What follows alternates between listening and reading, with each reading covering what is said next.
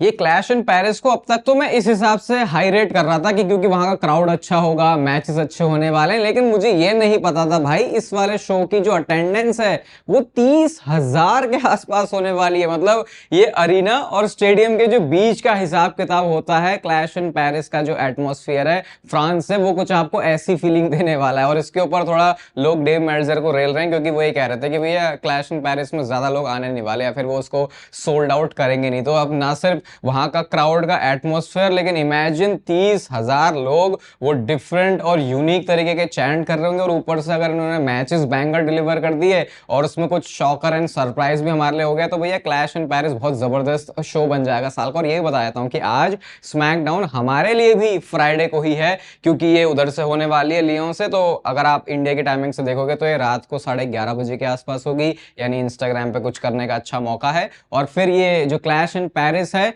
ये भी हमारे लिए संडे को ही होने वाली है रात को। तो ऐसा करके जो टाइम है वो चलने वाला है। मैंने सोचा भाई हमारे जो दर्शक है उनसे शो मिस ना हो जाए, तो इसलिए आपको बता देते हैं। एंड यस, जैसे मैंने बोला इंस्टाग्राम पे भी कुछ मतलब उस रियल टाइम में कुछ कर सकते हैं। Okay, hello chatters, my name is Rohit and you are watching Wrestle Chatter.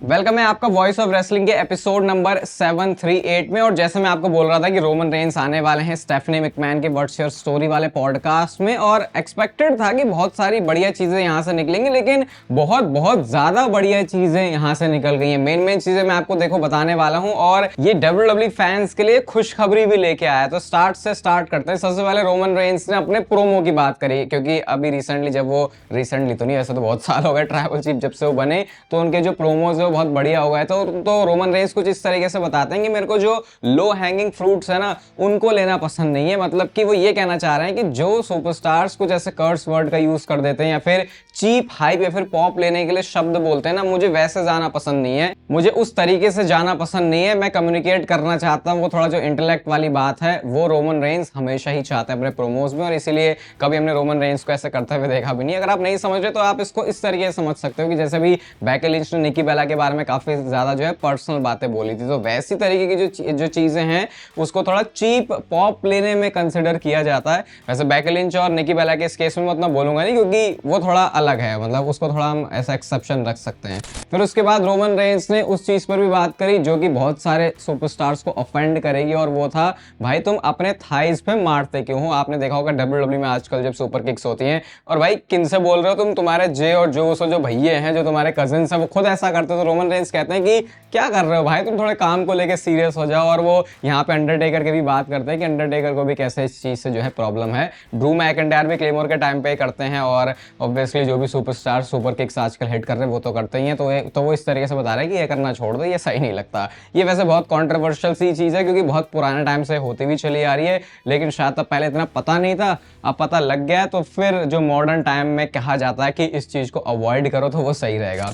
फिर आपको एक सेगमेंट याद होगा जो कि स्टेफनी मैकमैन और रोमन रेंस का था, और ये मीम्स में तो आपने डेफिनेटली बहुत देखा होगा, छोटी छोटी जो क्लिप्स आ जाती है कभी कभी इंस्टाग्राम पे, जब रोमन रेंस ने लगातार 10-15 चांटे खाए थे स्टेफनी मैकमैन के हाथों से। तो उसके पीछे की कहानी भी हमको थोड़ी सी पता चली, और रोमन रेंस ने बताया भाई मेरा जो ईयर ड्रम है, यानी कि जो कान का पर्दा है, वो ही फट चुका था। और स्टेफनी मैकमैन बहुत खुश हो रही है सुन के, वो कहती है कि मैंने 1-2 जब तेरे को मारे तो भाई तुमने तो कुछ अच्छा सेल ही नहीं किया, तो मुझे लगा भाई सेल नहीं कर रहा तो अब जोर से ही लगा देती हूँ इसको। और वैसे भी स्टेफनी मैकमैन को अगर आप देखोगे तो आज तक उन्होंने जो भी चांटे मारे हैं वो भर के ही मारे हैं, उसमें कैमरा वर्क करने की जरूरत होती नहीं है ज्यादा, क्योंकि स्टेफनी मैकमैन वैसे ही कस के जड़ देती है, तो काम बन जाता है WWE का भी, और वो विजुअली बहुत ज्यादा खतरनाक लगता है। तो ये रोमन रेंस के वो चांटों की कहानी थी। और फिर एक डिफरेंट टेक भी रोमन रेंस ने लिया, ये किसी रेसलिंग वाली चीज से रिलेटेड नहीं है, लेकिन भगवान के ऊपर कुछ कमेंट किया रोमन रेंस ने। और लोग अलग अलग तरीके से देखते हैं, कोई भगवान में मानता है, कोई नहीं मानता, तो उस चीज के ऊपर रोमन रेंस बोलते हैं कि देखो कुछ भी भगवान के बिना पॉसिबल है नहीं।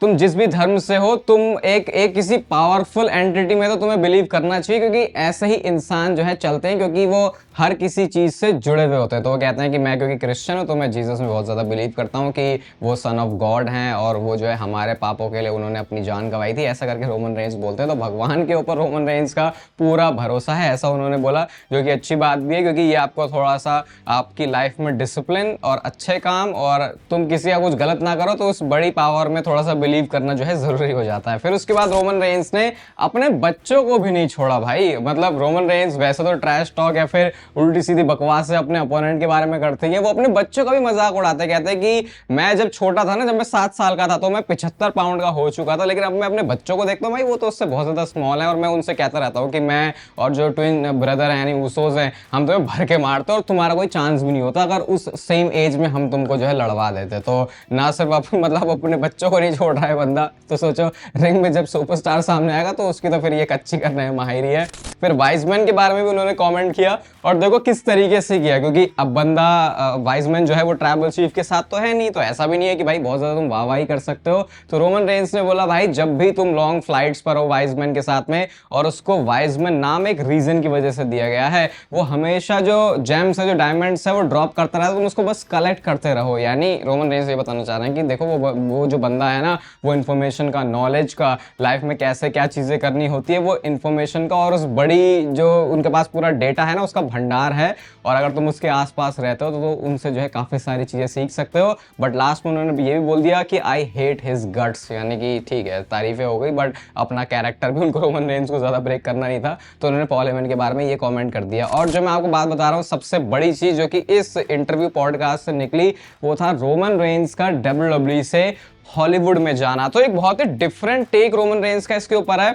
मैं इसके बिल्कुल अगेंस्ट में ही बोलूंगा अभी आगे, लेकिन पहले रोमन रेंस ने क्या बोला वो बताता हूँ। रोमन रेंस कहते हैं कि देखो मैं वो पहला बंदा बनने वाला हूं जो कि हॉलीवुड और WWE को एक साथ लेके चले। वो कहते हैं I am always gonna be Roman Reigns, चाहे मैं WWE के बाहर कहीं पे भी काम करने लग जाऊं, लेकिन मैं वो बंदा बनना चाहता हूं जो कि लेजिट WWE और अपने बाहर दूसरे सीन को एक टाइम पे जगल कर सके, उसको लेके चल सके। उन्होंने बोला कि हाँ जॉन सीना ने ऐसा किया है, लेकिन कुछ अलग तरीके से, कि जैसे कि रोमन रेंस WWE से बाहर काम भी कर रहे हैं, लेकिन उनका जो WWE का शेड्यूल है वो भी कॉम्प्रोमाइज ना हो, वो फैंस को या फिर PPVs को मेन इवेंट कर सके, ऐसा रोमन रेंस ने बोला।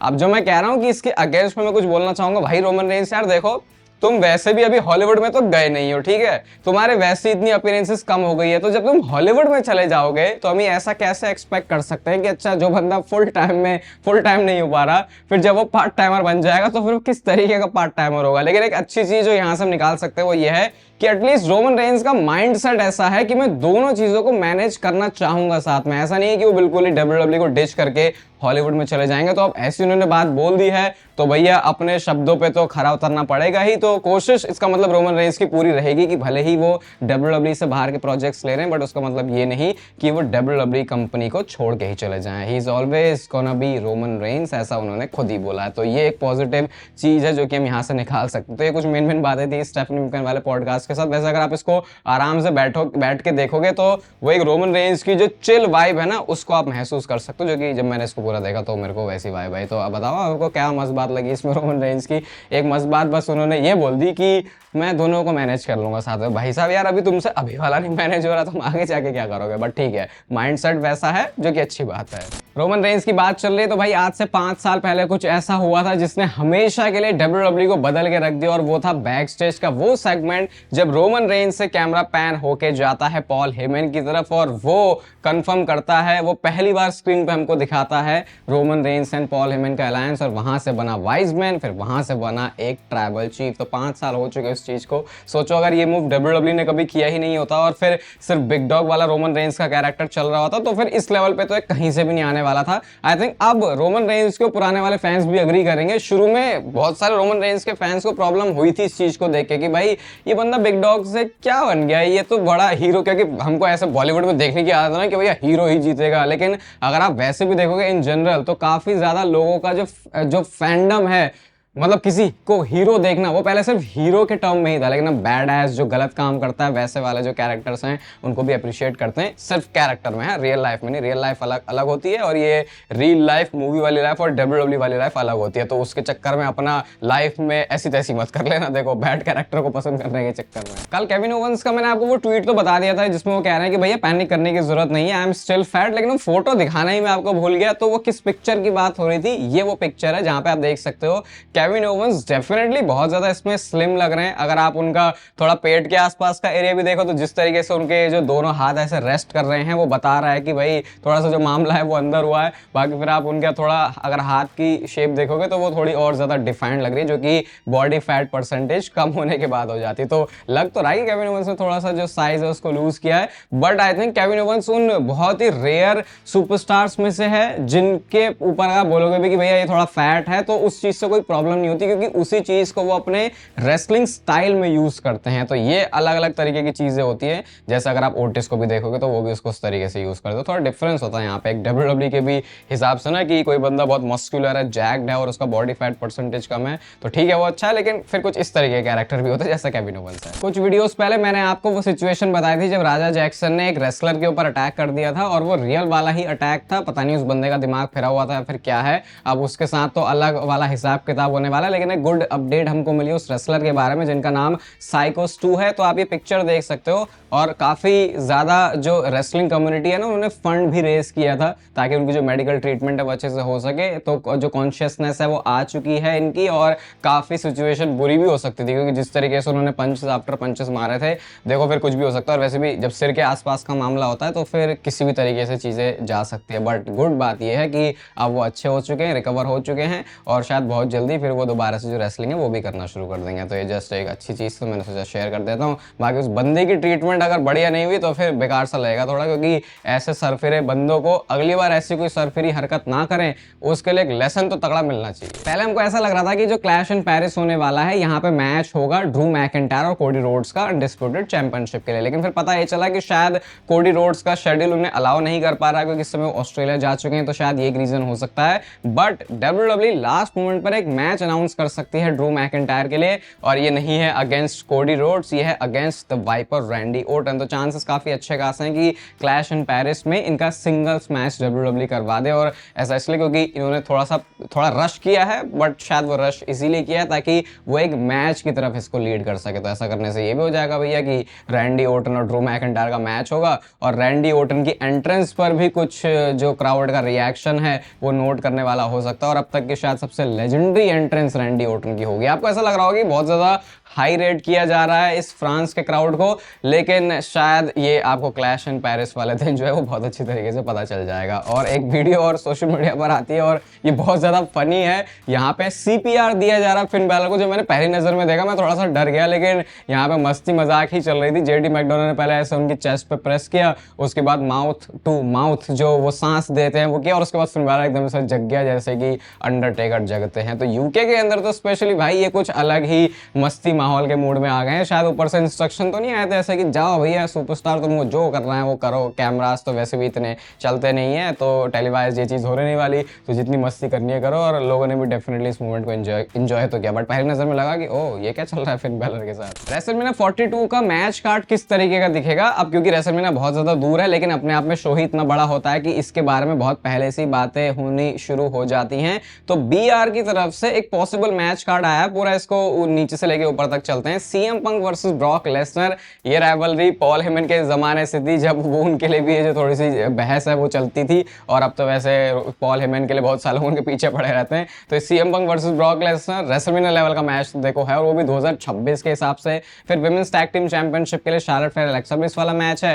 Dominic Mysterio and Liv Morgan versus Finn Balor and Roxanne, भाई ये एक बहुत सही mix tag team match WWE बना सकती है। फिर US चैंपियनशिप के लिए मैच, और यहाँ पे मैंने ड्रू मैकिंटायर को देख लिया तो मैंने कहा है भाई ड्रू मैकिंटायर को WWE US चैंपियनशिप के मैच में डालेगी।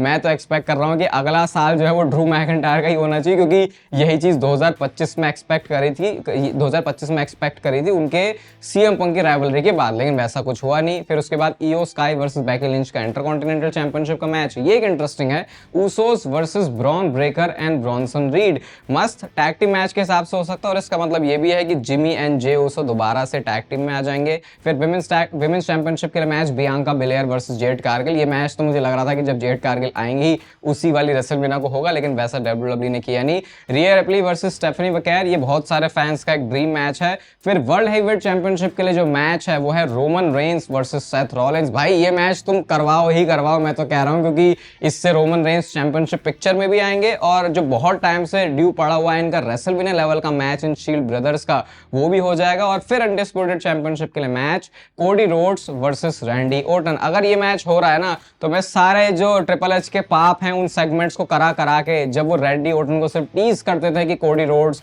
के साथ उनका मैच होगा, उन सबको भूल जाऊंगा, क्योंकि फिर मामला ये हो जाएगा कि दे रहा है लेकिन पूरे दुरुस्त तरीके से है। बाकी अगर आप मेंबरशिप वाले कंटेंट में इंटरेस्टेड हो तो नीचे ज्वाइन बटन पे हिट कर सकते हो। बाकी स्क्रीन पर भी आपको मेंबरशिप वाली वीडियोस दिख रही होंगी।